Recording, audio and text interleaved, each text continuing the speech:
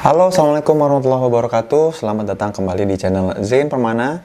Kita bahas lagi satu kata yang kemudian kita akan explore. Itu tuh maksudnya apa sih secara psikologis ya? Buat teman-teman yang punya ide, kira-kira bahas satu kata apa lagi ya yang bisa digali secara psikologis, drop di kolom komentar di bawah ya teman-teman. Sekarang kita bahas soal baper ya. Jadi baper itu satu kata yang kemudian sekarang jadi lumayan sakti ya.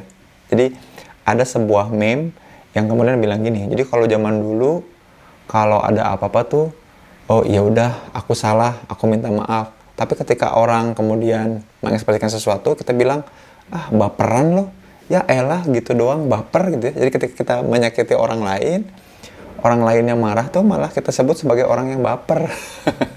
Tapi sebetulnya apa sih baper itu ya? Fenomena baper atau kata baper itu merujuk pada kondisi psikologis yang seperti apa.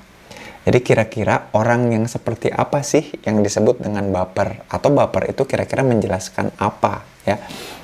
Kalau nggak salah baper itu dari singkatan ya. Jadi dia itu akronim singkatan dari kebawa perasaan. Artinya apa?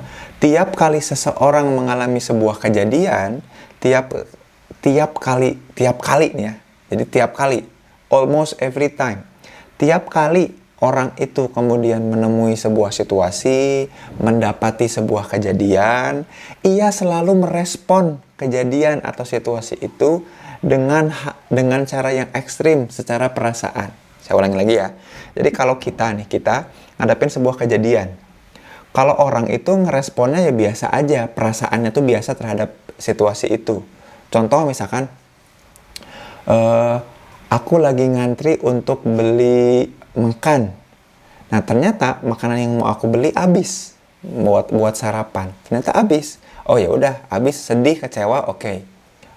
Jadi merespon situasi nggak dapat atau nggak kebagian menu sarapan itu sedih perasaannya. Oke, itu wajar. Tapi orang yang baper itu merespon situasi atau kejadian itu lebih ekstrim atau lebih lebay dari sebelumnya. Nah, itu namanya baper. Jadi kalau misalkan aku nih mau cari sarapan, ternyata udah habis sarapannya. Kan pasti sedih ya, pasti kecewa. Ada keinginan yang tidak sesuai harapan. Tapi kalau baper itu dia meresponnya dengan lebay. Kemudian jadi cemberut, bukan cuma cemberut tapi yang jadi udah aku kalau gitu nggak mau kerja. Atau langsung membangun sebuah pikiran yang itu tuh ekstrim, yang nggak ada hubungannya sama kejadian. Misalnya, aku nggak kebagian sarapan, ini pasti gara-gara konspirasi elit global yang membuat orang-orang susah dapat sarapan. Ini pasti gara-gara presiden, gitu. Jadi membangun perasaan, membangun imajinasi dari kenyataan yang sebetulnya bisa direspon biasa aja. Itu namanya orang baper. Jadi kalau orang-orang menyandingkan baper dengan lebay, betul. Tapi lebaynya itu secara perasaan. Jadi dia membangun perasaan secara ekstrim terhadap situasi atau kejadian yang sebetulnya bisa direspon biasa aja. Gitu ya. Maka kata baper ini jadi senjata buat ngebully orang. Kalau kita udah berbuat agresi ke orang, nyakitin hati orang, seorang itu nggak terima, kita dengan mudah bilang dia baperan lo, gitu doang, ngambek gitu ya. Padahal bisa jadi memang apa yang kita lakukan berlebihan. Situasi atau kejadian yang kita kasih memang bisa jadi berlebihan. Wajar orang atau marah.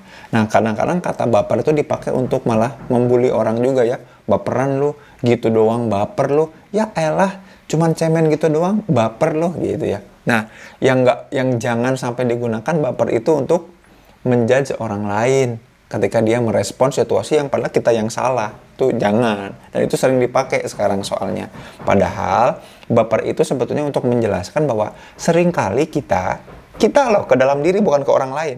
Kita sebagai manusia berlebihan menggunakan perasaan dalam merespon sesuatu. Harusnya biasa aja ya, kalau memang nggak dapat sarapan di sini ya tinggal pindah aja ke tempat lain, nggak usah sedih, marah, kemudian ya udah nggak akan aku beli lagi loh di tempat itu. Tahu ya, mamang bubur, gara-gara mamang bubur ini habis, aku nggak akan beli ke mamang bubur lagi. Kan itu kan baper namanya ya. Jadi ujungnya merajuk, kalau istilah Sunda itu namanya pundung gitu ya. itu ekstrim, berlebihan secara perasaan dalam merespon sesuatu.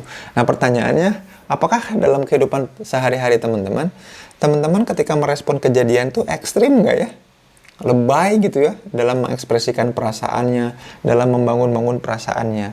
Karena kalau lebay dalam membangun perasaannya, itu artinya kita membangun realitas yang tidak sesuai dengan kenyataan aslinya.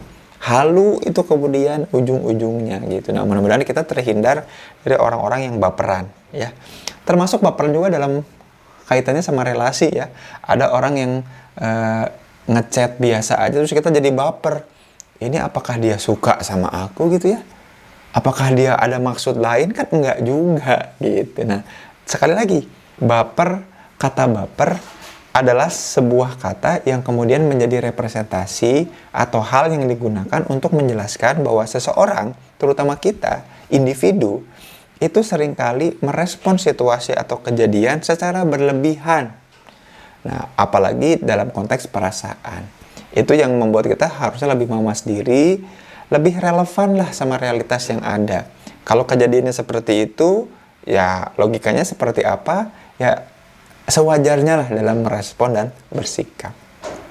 Itu aja, mudah-mudahan video ini membantu teman-teman yang kok aku baperan, kok dia baperan. Jadi tahu nih ya penjelasan atau definisi baper itu sebetulnya seperti apa dan bagaimana kemudian cara mengatasinya. Terima kasih yang udah nyimak video ini. Sampai jumpa di video selanjutnya. Zain Pramana pamit. Assalamualaikum warahmatullahi wabarakatuh.